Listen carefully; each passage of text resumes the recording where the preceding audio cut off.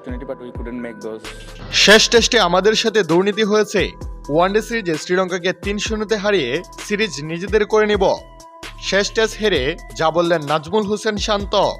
দর্শক, তৃতীয় দিন শেষে যে আশঙ্কা জেগে বসেছিল, চতুর্থ দিন সকালে সেটি সত্যি প্রমাণে মরিয়া হয়ে উঠলেন বাংলাদেশের ব্যাটাররা।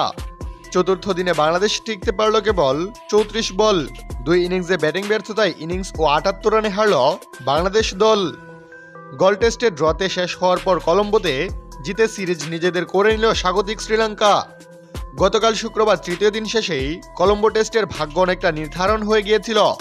গল টেস্টে ব্যাট হাতে শাসন করা বাংলাদেশ মুখ থুবড়ে পড়ে কলম্বোতে।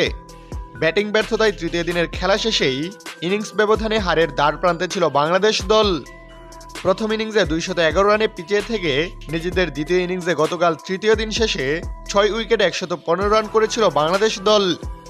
তখনও 96 রানে পিছিয়ে ছিল সফরকারীরা।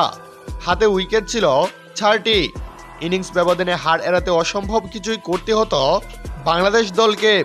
একমাত্র আশা ভরসা ছিলেন লিটন দাস, শেষ স্বীকৃত ব্যাটারও তিনি। তবে তিনি আজ ফিরলেন এদিন মাত্র 4 বল খেলেই। 40তম ওভারে প্রবাদ জয়শ্রীর বল লিটনের ব্যাটের কানাই ছুঁয়ে জমা পড়ে উইকেট কিপার কুশল মেন্ডিসের গ্লাভসে। 43 বলে 14 রান করে সাজ ঘরে ফেরেন লিটন। এরপর মুহূর্তে যেন সব শেষ। একে একে বিদায় নেন নাইম, তাইজুল ও এবাদত। টপ অর্ডারের দেখানো পথেই হাঁটলেন যেন সবাই। তাসের ঘরের মতো ভেঙে পড়ে বাংলাদেশের ইনিংস।